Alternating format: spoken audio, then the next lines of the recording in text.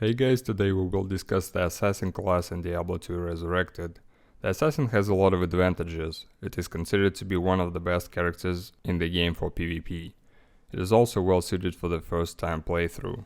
Assassin is able to do Uber quests herself with a certain build, and she doesn't require a shield to block hits and is able to open chests without keys.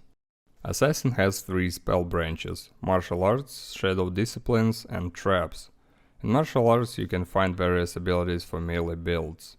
Assassin has a unique mechanic. When you hit with a charge up skill, small orbs start spinning around you. The maximum amount of these orbs is 3.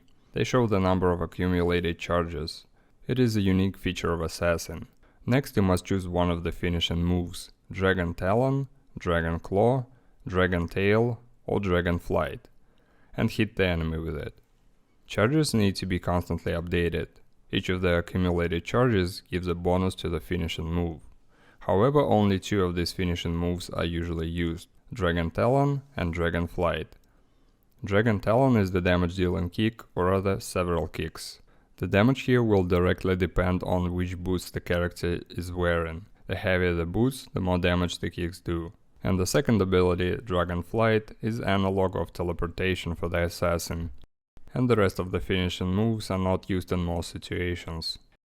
In the Shadow Discipline branch, all skills are useful. Claw Mastery skills increase the damage dealt by claws, the chance of hitting, and the probability of dealing double damage. The weapon blocking ability works when the character has 2 specialized weapons of the Assassin class: claws or similar items that belong to Assassin class items. In this case you may have a chance to block the hit even without the shield. Shadow Warrior is one of your copies that you can summon. It can only use the abilities that are currently assigned on your left and right mouse buttons. Shadowmaster, on the other hand, can use any abilities of the Assassin class. Shadowmaster is a very cool tank and can serve you as a second mercenary. Burst of Speed is the buff that allows you to move quickly and significantly increase your attack speed. And the second buff that Assassin uses is Fade. Fade increases your resistances, and an undocumented possibility, it also lowers incoming physical damage. However, keep in mind that you can use either Burst of Speed or Fade at any given time. You cannot activate both of them simultaneously.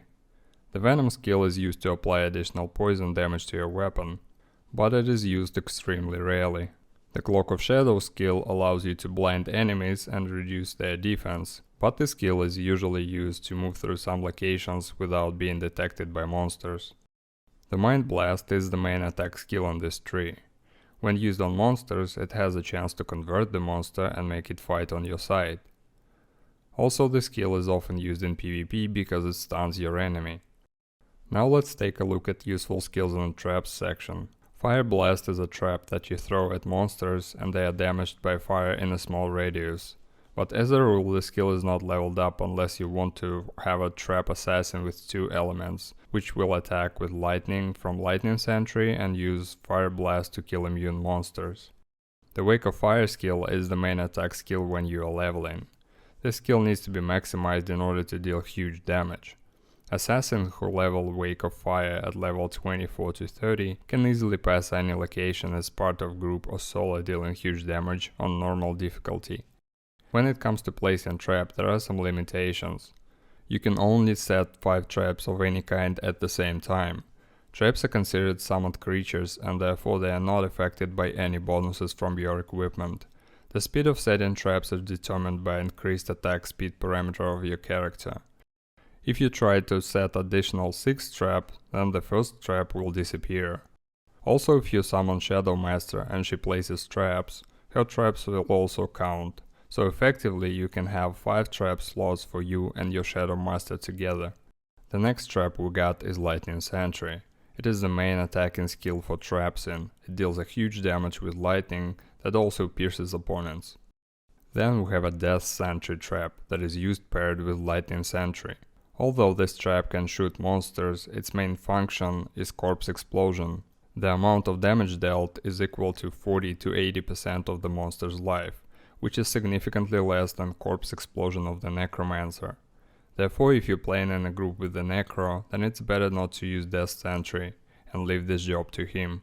After you pass the normal difficulty with Wake of Fire, you will need to respec into a typical trap scene, who uses Lightning Sentry and Death Sentry as the main attack in traps.